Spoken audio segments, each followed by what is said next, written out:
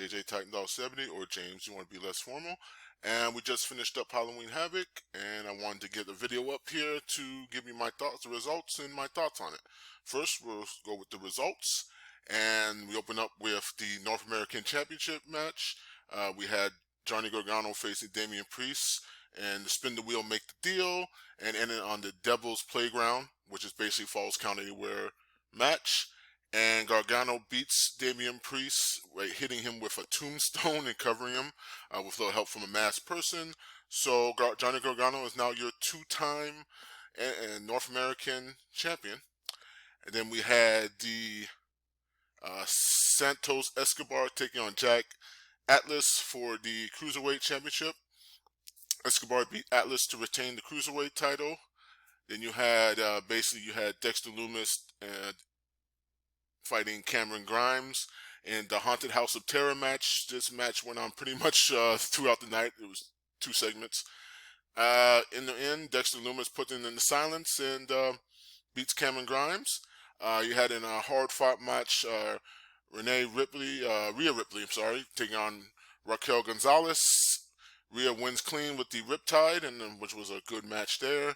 And then we had our main event, which is the NXT Women's Championship match. Another spin the wheel make the deal. And we had Shirai defeat Candice LeRae. And it was called a Tables, Ladders, and Scares match. Basically, TLC match. And Io retains the title, and she's still champion. Now, alright, now I'm going to give you my thoughts on each show, like basically the whole show itself. Basically, the show opened up, and I loved the sets. I loved the Halloween sets and everything like that. I thought it was real well done. It looked really good. My taste, so I'm always a big sucker for those creative sets, though I missed those. So I thought it was pretty good there. Damian Priest opened up. He came out, and he had the rock band go out and do the rock music for his entrance. And so basically, this was, like I said, spin the wheel, make your deal. Devil's Playground match was a Falls Count Anywhere match. Thought it was a great match. They went probably real long for opening match, though. I was thinking because but it went away. It was a good match. They hard hitting. They pulled some pretty hard hitting moves out on each other. Well, you had a little help from a masked person to help Gargano out. Now, could that have been his wife? Could have been someone they're going to be introducing, maybe a new member to follow the Gargano way. They haven't said there, but he brought in a weapon. He hit Damian Priest with a lead pipe, and then I think he helped get Gargano like a tombstone. Gargano smashed the tombstone with Priest's head. Priest fell down. Bam! He covered him up. Match over. So that's how we like that. Then we had the promo, basically for Pat McAfee and his crew, Oney Lorcan and Birch. McAfee pretty much laid out what we've been talking about.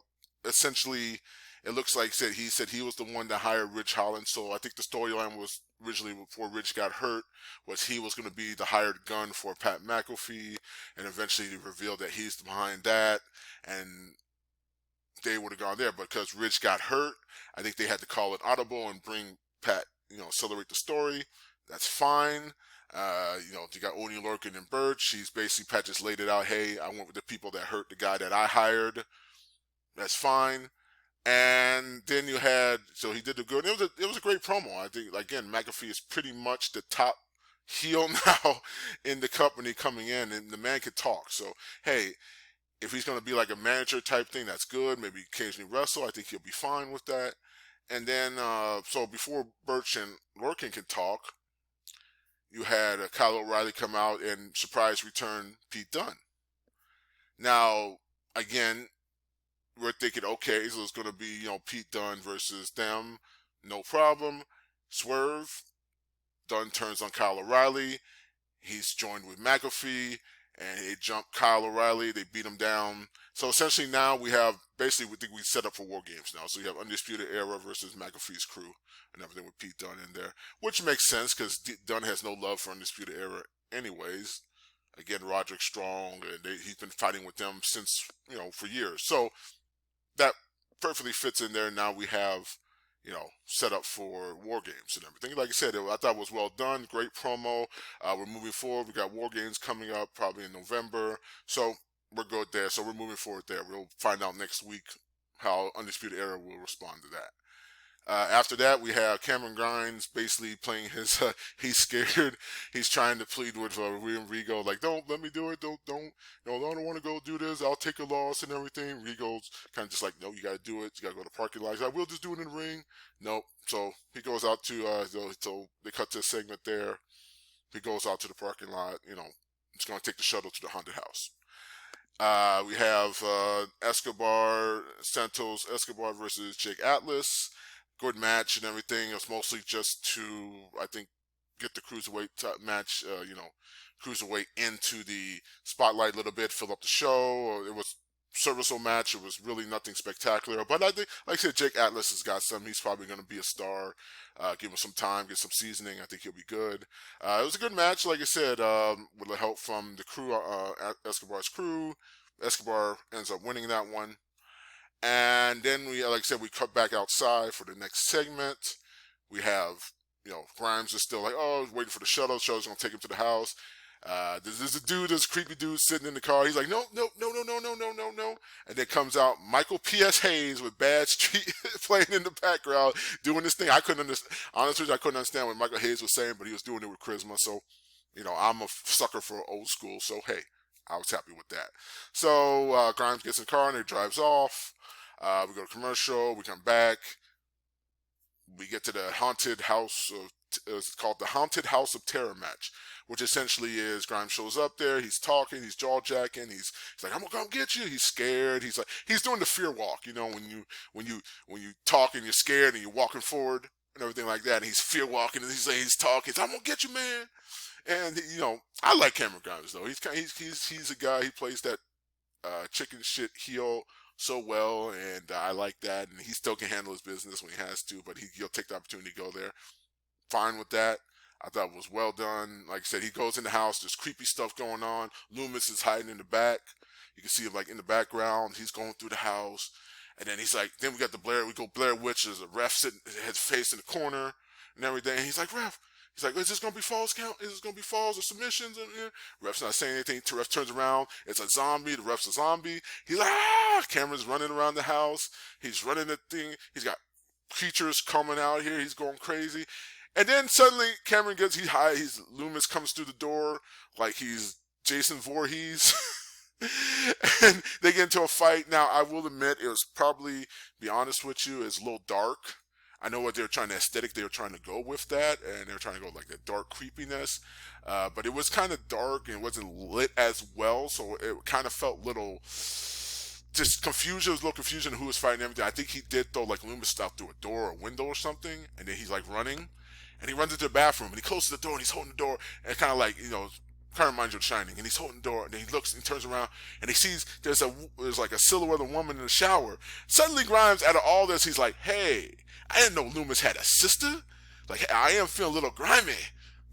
I'm like, come on, dog. Like, come on, man. You're running for your life. You're in a house of horrors. You see like the woman there. Something tell you it's gonna end bad. You see a woman in the shower. You think, hey, I'm gonna join you in the shower. He has a vest on. He takes off his vest. He's like, I'm feeling a little grimy. I'm gonna get in there. You're just like, come on, bro.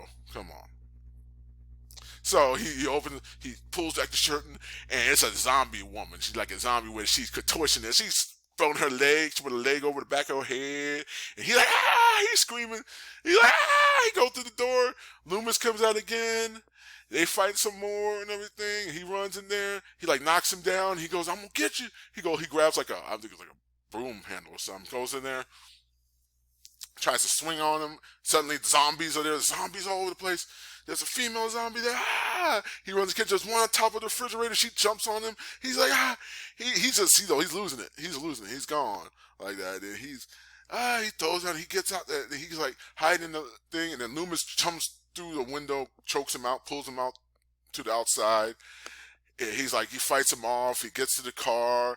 He's fighting off. He's got the zombies chasing him. Got zombies chasing him. The zombie ref, everybody's chasing him. He's losing it. He runs to the van. He's like, go, go, go. And then he gets in the van, and of course, Lumis is in the van, going to drive it. He runs out there, he just runs down the street. It's like, to be continued. So we cut back. We finally go to commercial. They cut back. Well, I think they have the Renee. The next match over there is Rhea Ripley versus Raquel Gonzalez. This was a hard. That was a great match. Rhea Ripley is, Rhea Ripley is a star. Nothing, I can't say nothing wrong about Rhea Ripley. I love her look. She's great. She can work hard. She's a hard worker. She's pretty good. She's great. And then Raquel Gonzalez actually was pretty good too. I thought Raquel Gonzalez got skills also, and they had a great match. It was a hard fought, brutal match. There's some hard hitting spots here. Again, Ripley was able to win, which makes sense for that. So there's nothing bad I can say about this. Don't have much to critique. It was a good match. I enjoyed it. There's nothing else I can say about that. Then, we cut back. Grimes is running. He said that Grimes has pretty much ran all the way from the thing back to the arena. So he's running. He ran all the way back. So he just ran a marathon. So he gets back in the arena. He gets in there. The zombie. He's into the stage set, and the stage set's like as a graveyard. The zombies come out the graveyard. He's losing. He's like, stay away from me. He jumps into the ring, and there's dry smoke coming out through the ring. He's telling him, don't come to the ring. You come in this ring, I'm gonna get you. This is my spot. And then Lumis appears from behind him, and they have the in the ring match. And so they have their match and everything. Grimes hits his double stomp on one of the zombies that comes into the ring, and then none of the zombies they're basically hanging on Lumis on both his legs and everything. And then one jumps on Lumis and it starts crawling through his back and everything. And this is just weird. It's weird. It was one of the weirdest things I've seen, but it was enjoyable. And then Grimes is like, no, stay away from me. And then basically Lumis takes the female. It's a female. Lifts her in the air and throws her at Grimes to knock him down. Then hits him with the silence. It's over. Puts him to sleep. Again, weird match, but hey, slightly entertaining. It was entertaining, so hey, you know what? I can't be upset about it. So good right there.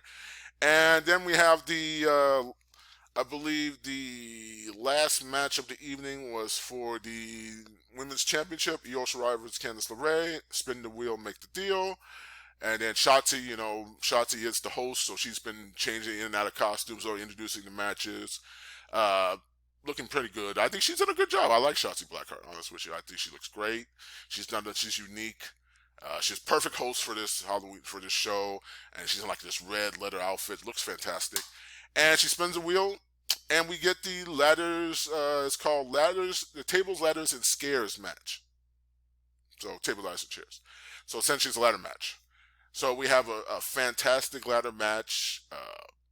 Again, Io and Candice work well together. They're doing different spots here, both going through tables. A brutal spot.